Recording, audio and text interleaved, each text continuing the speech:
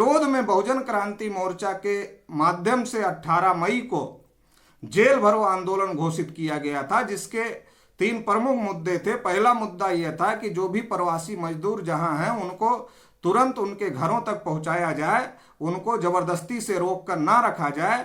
दूसरा बड़ा मुद्दा था कि जो लोग जिनके काम धंधे बंद हो गए हैं और वो भुखमरी के कागार पर पहुंच गए हैं, तो सरकार के पास जो अनाज भंडार है, सरकार कह रही कि हमारे पास पर्याप्त अनाज है, तो उस अनाज को उन तक पहुंचाया जाए, उनके लिए भंडारों को खोल दिया जाए। तीसरी बड़ी मांग थी कि जो श्रम कानूनों में परिवर्तन किया गया है उसको वापस लिया जाए। तो 18 मई के जेल भरो आंदोलन में ये 3 मांगे थी, लेकिन लॉकडाउन और आगे बढ़ने की वजह से उस आंदोलन को स्थगित कर दिया गया। लेकिन उस आंदोलन को स्थगित करने के बाद आज बहुजन क्रांति मोर्चा के राष्ट्रीय संयोजक माननीय वामन मेश्राम जी के द्वारा एक नए आंदोलन की घोषणा की गई, और वो उस नए आंदोलन के तहत जो केंद्र सरकार की जन विरोधी नीतियां हैं, उन केंद्र सरकार की जन विरोधी नीतियों के खिलाफ में बड़ा आंदोलन करने की घोषणा आज की गई। विरोध प्रदर्शन करने की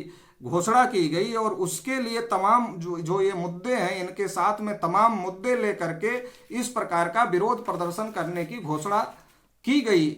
और उनके द्वारा सबसे पहले इन मुद्दों को जला करके, सरकार की गलत नीतियों को जला करके अपना विरोध प्रदर्शित किया गया। तो वो जो मुद्दे हैं उसमें पहला मुद्दा है कि मजदूरों को सुरक्षित उनके घर पर ना पहुंचाने की जो नीति है, और उनको भूख से चलकर, पैदल चलकर या सड़क या रेल हादसे में मरने के लिए छोड़ देने की जो सरकार की गलत नीति है, इसका हम लोग विरोध कर रहे हैं।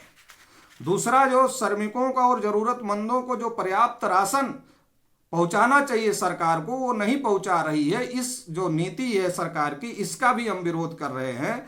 तीसरा, श्रमिकों को उनके गृह राज्य में ना जाने देना और उनकी मर्जी के बगैर उन्हें रोक कर रखने की जो सरकार की नीति है, लगातार हम लोग इसका विरोध कर रहे हैं।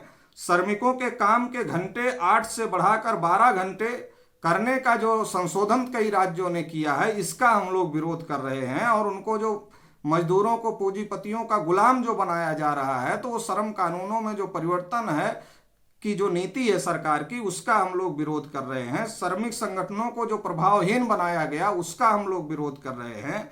सड़क दुर्घटना में जो प्रवासी मजदूर मारे गए, उन प्रवासी मजदूरों के परिवार को 50 लाख रुपए ना देने और उनके परिवार को रोजगार ना देने की जो नीति है सरकार की, उसका हम लोग विरोध कर रहे हैं।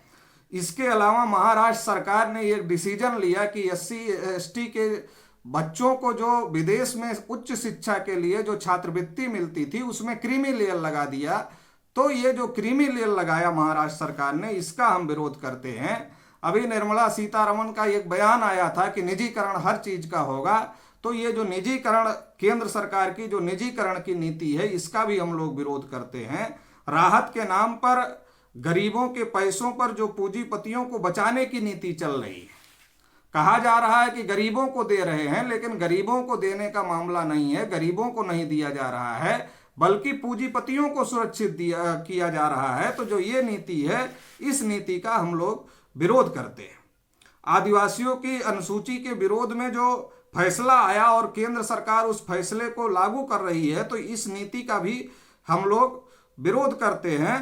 रिजर्वेशन प्रमोशन के लिए केंद्र सरकार ने सुप्रीम कोर्ट में ठीक से पैरवी नहीं किया, और फिर जो फैसला आया उस फैसले को सरकार लागू कर रही है, तो हम लोग इसका विरोध कर रहे हैं। SC/ST OBC पर 3000 वर्ष से मंदी है, मगर उनके लिए कोई पैकेज नहीं दिया जा रहा है। तो ये जो सरकार की नीति है, इसका हम विरोध कर रहे हैं। SC के द्वारा औरंगाबाद में 16 मजदूरों की मौत की सुनवाई नहीं की गई, और केंद्र द्वारा झूठा हलफनामा दिया गया कि कोई मजदूर सड़क पे नहीं है। तो इस नीति का भी हम लोग विरोध कर रहे हैं। लॉकडाउन के नाम पर जो पैकेज दिया जा रहा है, और पैकेज नहीं दिया जा रहा, बल्कि पैकेज के नाम पे कर्जा दिया जा रहा है। दुनिया में कभी कहीं भी ऐसा नहीं हुआ कि पैकेज के नाम पर पैकेज दिया जाए और उसको वसूला जाए। यहाँ पैकेज के नाम पर कर्जा दिया जा रहा है, और कर्जे में भी कितना दिया जा रहा है, तो 86,600 करोड़ रुपए 63 लाख लोगों को लोन मंजूर किए जाएंगे। तो ये जो 86,600 रुपये 63 लाख लोगों को लोन मंजूर किए गए। तो अगर एक व्यक्ति का निकाला जाए तो 13,746 रुपये एक व्यक्ति को पड़ता है, जो मार्च और अप्रैल में दे दिया गया है। दूसरा, जो मुद्रा शिशु लोन की बात की गई, 1,500 करोड़ रुपए मुद्रा शिशु लोन 3 करोड़ लोगों को देने को मिलेगा, ये बात की गई। अगर इसका प्रति व्यक्ति औसत निकाला जाए तो ये प्रति व्यक्ति 500 रुपये आएगा। पीएम केयर फंड से 1,000 करोड़ रुपए प्रवासी मजदूरों के लिए दिया गया।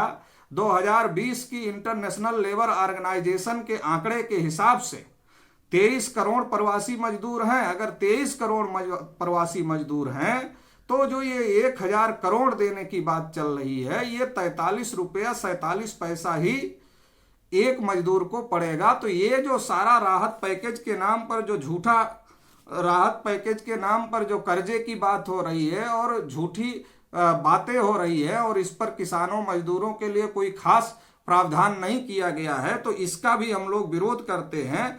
और इन सारी नीतियों को हम लोग, जैसा कि वामन मेश्राम जी ने इन सारी केंद्र सरकार की नीतियों को जलाने का काम किया, वैसे ही हम लोग भी केंद्र सरकार की इन नीतियों को जलाने का काम कर रहे हैं और जला करके हम लोग इसका विरोध प्रदर्शन कर रहे हैं।